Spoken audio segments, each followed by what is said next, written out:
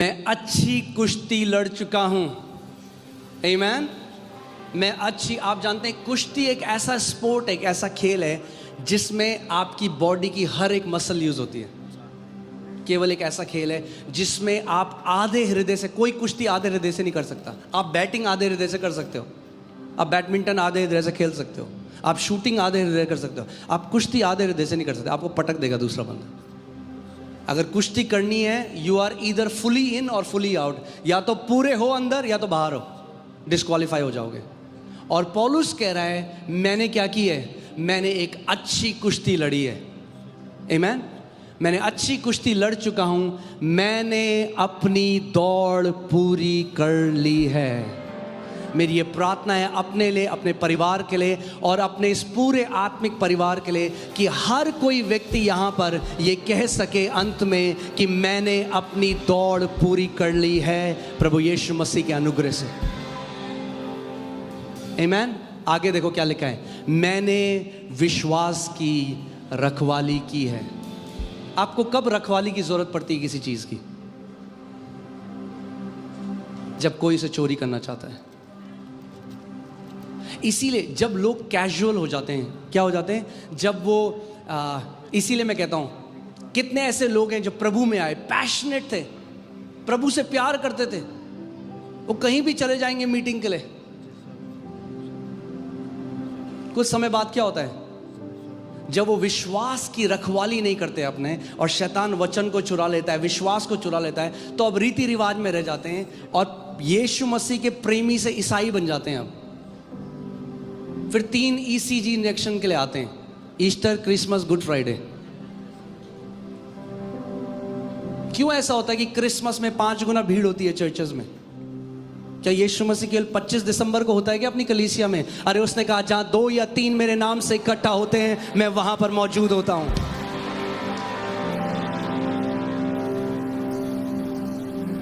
आमीन।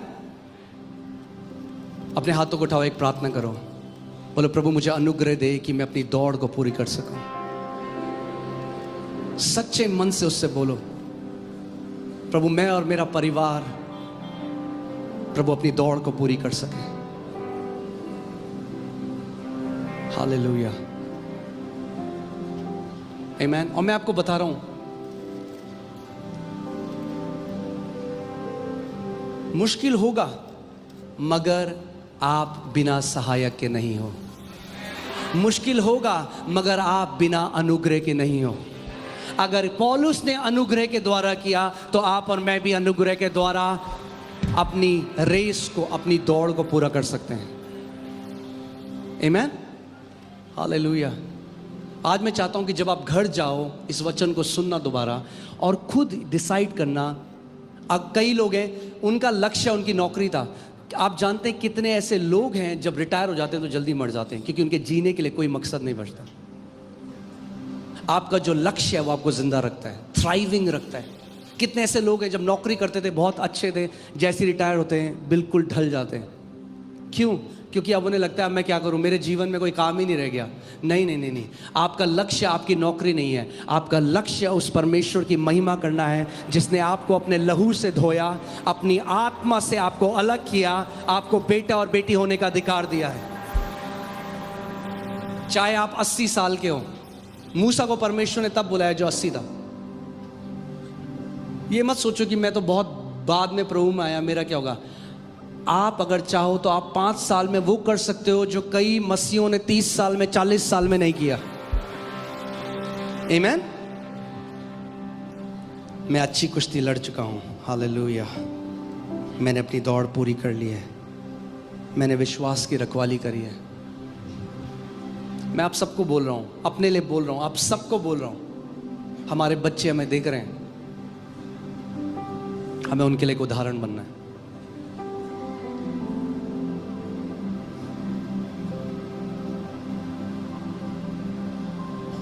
अगर आप उन्हें बोले ए प्रार्थना क्यों नहीं करता, मगर वो अब कभी आपको प्रार्थना करते हुए नहीं देखते, वो प्रार्थना नहीं करेंगे।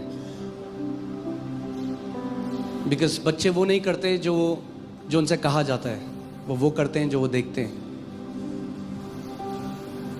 आमीन। सो 3 spiritual discipline जो हमारे आत्मिक स्तर को बढ़ा सकते हैं।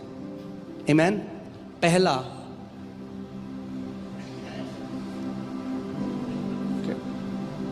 पहला है प्रार्थना। क्या है? प्रार्थना। ये कोई ईसाई रीति रिवाज नहीं है। प्रार्थना डिसिप्लिन वो करता है, डिसिप्लिन आपको किसी चीज को लगातार करने की एबिलिटी देता है जब प्रेरणा खत्म हो गई हो। लेट मी से this way, discipline is required when motivation isn't there. Okay? Because motivation आएगा जाएगा। अभी आप देखोगे सबसे अमीर होने वाले हैं 1 तारीख को जिम ओनर्स।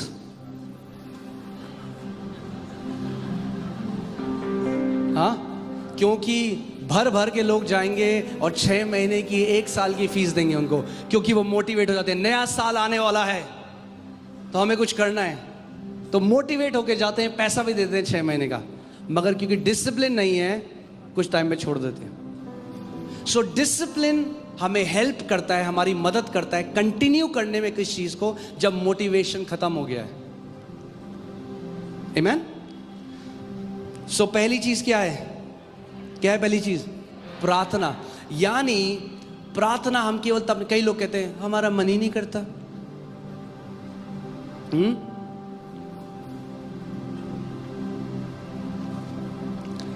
प्रभु यीशु मसीह क्या कह रहे हैं? मत्ती 6 उसका 5 और 6 आयत में हम सुनेंगे। क्या सीख रहे हैं हम कुछ? हाँ, क्या ये वचन आपके लिए है? मेरे लिए तो है। मैं आपको बता रहा हूं, मैं बहुत ब्लेस्ड हो रहा हूं। मैं, परमेश्वर मुझसे बात कर रहे हैं जब मैं आपसे बात कर रहा हूं। मैं अगले साल ज्यादा कमिटमेंट के साथ अगले साल अपने लक्ष्य को आगे रखते हुए जा रहा हूं। 2025 वैसा नहीं होगा जैसे 2024 है। कई गुना बढ़कर हम फल लाएंगे, कई गुना बढ़ोतरी हम देखेंगे। 2025 will be the best year of our life. आमीन, हालेलुया। हर चीज 5 गुना, जो 2024 में देखा आपने उसके 5 गुना 2025 में हम देखेंगे। पहली है प्रार्थना। मत्ती 6:5 से 6। आपको समझना पड़ेगा, यीशु मसीह रीति रिवाजों के खिलाफ था बहुत।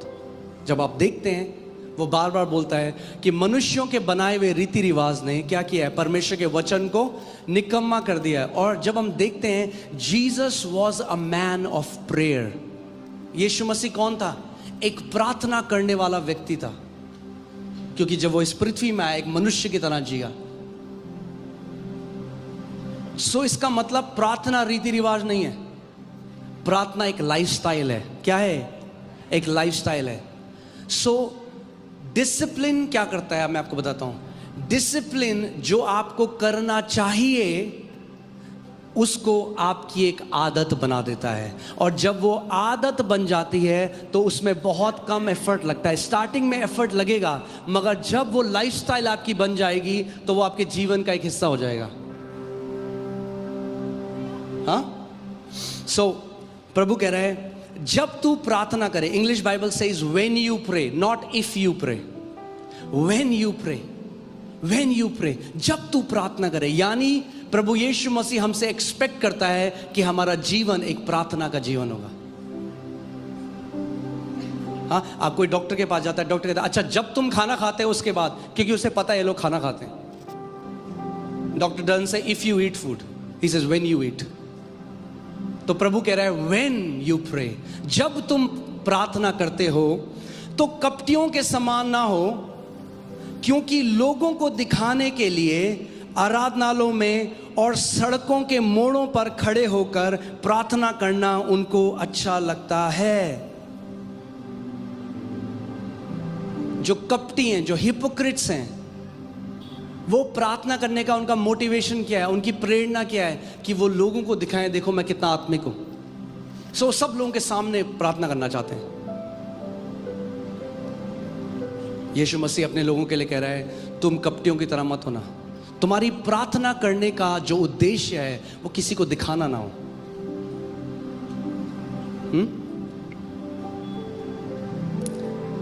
और इंग्लिश बाइबल में और अच्छा लिखा है, Jesus said hypocrites love to pray. कहते कपटियों को बहुत प्यार है प्रार्थना से, क्योंकि वो प्रार्थना से कुछ स्टैब्लिश करना चाह रहे हैं लोगों की नजरों में, परमेश्वर की नजरों में नहीं। मैं तुमसे सच सच कहता हूं कि वे अपना प्रतिफल पा चुके। यानी सोचो, उनका भी एक प्रतिफल है। जो लोगों के सामने प्रार्थना कर रहे हैं उनका प्रतिफल पता है क्या है? लोग सोचते हैं अजय बड़ा आत्मिक बंदा है जी। हाँ, परंतु जब तू प्रार्थना करे, अब वो हम अपने लोगों से बात कर रहे हैं, परंतु जब तू प्रार्थना करे तो अपनी कोठरी में जा और द्वार बंद करके अपने पिता से जो गुप्त में है प्रार्थना कर, तब तेरा पिता जो गुप्त में देखता है तुझे प्रतिफल देगा। The Father who sees in secret will reward you openly. That tells me that prayer brings reward from the Father. यीशु मसीह ने कहा है, प्रार्थना क्या लेकर आता है? रिवॉर्ड लेके आता है। अगर आपका जीवन जो गुप्त में, इसका मतलब ये नहीं है कि चर्च में आपका नहीं मैं तो प्रार्थना नहीं कर सकता, मुझे तो गुप्त में जाना है, ये नहीं कहना चाह रहा परमेश्वर। वो कह रहा है दिखाने के लिए मत करो। डोंट मेक अ शो कि मेरे आसपास के लोग देखें, देखो मैं कितना आत्मिक हूं। No, do it genuinely from your heart. अपने हृदय से करो, सच्चाई से, जब आप प्रार्थना करते हो। आमीन। और जो पिता क्या करता है? गुप्त में देखता है, वो क्या करेगा? आपको ओपनली रिवॉर्ड देगा। यानी जितने मसीहों का प्रार्थना का जीवन है गुप्त में, रिवॉर्ड हर कोई देखेगा। प्रार्थना लोग नहीं देखेंगे, मगर आपके जीवन का जो रिवॉर्ड है, जो परमेश्वर पिता आपको प्रतिफल देगा, किसके सामने प्रतिफल देगा? गुप्त में नहीं देगा। उसने कहा पिता क्या करेगा? सबके सामने तुम्हें प्रतिफल देगा। आमीन। आज मैं आपको कुछ प्रार्थना के बारे में जल्दी से सिखाना चाहता हूं। टाइम कितना जल्दी जा रहा है मुझे समझ में नहीं आ रहा, बट ठीक है। कई लोग कहते हैं हमें जब मन करेगा हम तब प्रार्थना करेंगे। वो ठीक है, अच्छा है, मगर सोचो आप एक बिजनेसमैन हो और आपका एम्प्लॉय करे मेरा जब मन करेगा तब मैं ऑफिस आऊंगा। अलाउ करोगे ऐसे बिजनेस एम्प्लॉय को? नो। मत्ती 26:40-41 देखो क्या लिखा है। फिर उसने चेलों के पास आकर उन्हें सोते पाया और पतरस से कहा, क्या तुम मेरे साथ एक घड़ी भी ना जाग सके? किसको बोला यीशु मसीह ने? किसको बोला? चेलों को बोला, क्या तुम मेरे साथ एक घड़ी, यानी 1 घंटा, इंग्लिश बाइबल में 1 आवर। इसका मतलब बाइबल हमें बताती है कि अगर आप चेले हो, the minimum Jesus expects from us is 1 hour. आपकी बाइबल में वो कह रहा है, क्या तुम मेरे साथ 1 घंटा भी नहीं प्रार्थना कर सकते? यानी अगर आप चेले हो तो 1 घंटे, अगर 5 मिनट है तो आप चेले नहीं हो, आप केले हो।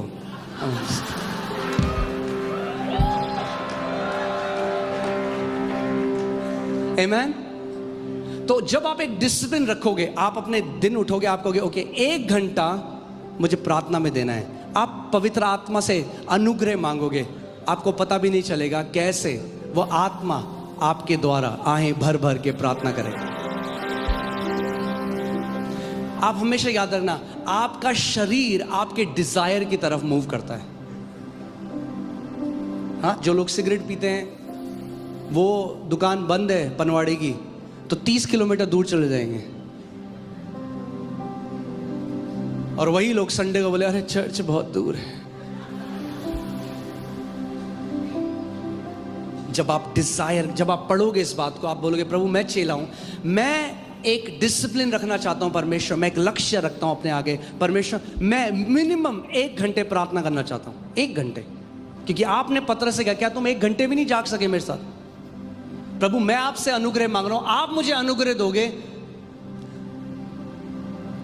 ध्यान से सुनिए, मैं हमेशा ये कहता हूं we don't do things because of discipline, because of delight, right? मगर डिलाइट में नहीं जाओगे आप सीधे। जो सबसे बढ़िया स्विमर बना, वो ये नहीं है पहले दिन कूदा ओलंपिक की तरह स्विमिंग करने लग गया, पहले उसे सीखना पड़ा, मेहनत लगी।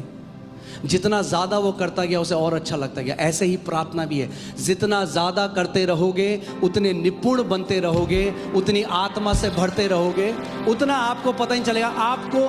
आप मिनिमम से शुरू करो, मिनिमम 1 घंटे मैक्सिमम प्रभु के पास जाने दो। आप मिनिमम आपकी रिस्पॉन्सिबिलिटी है, मैक्सिमम परमेश्वर की रिस्पॉन्सिबिलिटी है। आप बोलो मिनिमम प्रभु मैं डिसाइड कर रहा हूँ 1 घंटे। और मैं आपको बता दूं, कोई भी यहाँ पे इतना बिजी नहीं है जो 1 घंटे परमेश्वर को नहीं दे सकता। सही बात है, दे सकते हो 1 घंटे आप। आपको केवल डिजायर रखनी है परमेश्वर के सामने, प्रभु मैं 1 घंटे प्रार्थना करना चाहता हूं, आप मुझे अनुग्रह दोगे इसके लिए हर रोज। तो जब आप सुबह उठोगे आपको पता है इस दिन मुझे 1 घंटे प्रार्थना करनी है परमेश्वर। वरना मैं आपको बता रहा हूं, आपका शरीर आपको प्रार्थना करने नहीं देगा। This flesh fights the things of the spirit. अगर हम सच में कहते हैं as he is so are we, then ये केवल थियोलॉजी नहीं है, देन ये केवल बाइबल वर्ड्स बोलना नहीं है। मैं कहता हूं अगर मेरा प्रभु प्रार्थना करने वाला था, मैं अगर उसका चेला हूं, मैं अगर उसका बेटा हूं, मैं भी प्रार्थना करने वाला हूँगा। आपको एक कमिटमेंट करना होगा। So make a commitment. क्योंकि मैं आपको बता रहा हूं, अगर आप प्रार्थना का जीवन नहीं बिताओगे, आजकल आप देखो जिंदगी आपके चारों ओर क्या चल रहा है।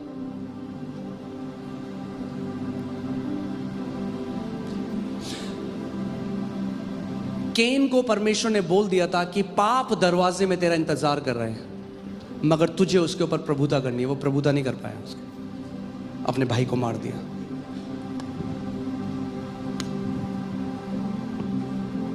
आमीन। इस मिनिस्ट्री में आज तक एक एलिगेशन नहीं आया है, क्योंकि इस मिनिस्ट्री में हमने पहले से कुछ स्पिरिचुअल प्रिंसिपल बना दिए।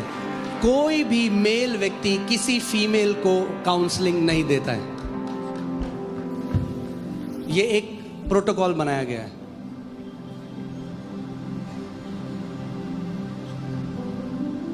आप आज तक अगर हम किसी से बात करते हैं, हम या तो बेटा बोलते हैं या तो बहन बोलते हैं, किसी से कोई फालतू की चैट नहीं है। क्यों? उसने क्या किया है, हमारी मिनिस्ट्री को सेफ रखा है। मैं कभी अकेले ट्रैवल नहीं करता, मैं हमेशा मेरे साथ कुछ लोग होते हैं जो गवाही दे सकें कि मैं जहाँ पे भी जा रहा हूँ मैं क्या कर रहा हूँ, क्या मैं सच में जा रहा हूँ परमेश्वर की सेवा करने के लिए या मैं घूमने फिरने के लिए जा रहा हूँ। इन चीज़ों मैं क्या कह रहा हूँ, आपको अपने जीवन में कुछ ये वैल्यूज बनानी पड़ेंगी जो आपको बचा के रखेंगी आगे। हाँ, जब हम लोग मोती नगर में थे, सोचिए, तब हमारे पास एक व्यक्ति आया, बोला आप ट्रस्ट में, हम आपके ट्रस्ट में 60 करोड़ डालेंगे, 56 हम ले लेंगे, 4 करोड़ आपको दे देंगे। मैंने कहा भैया अगर ऐसे चोरी करनी होती तो बैंक ही लूट लेते, परमेश्वर की सेवा करने थोड़ा ना आते हैं आज, वरना अपनी जगह में होते। हाँ, जाएंगे मगर ईमानदारी और सच्चाई से जाएंगे।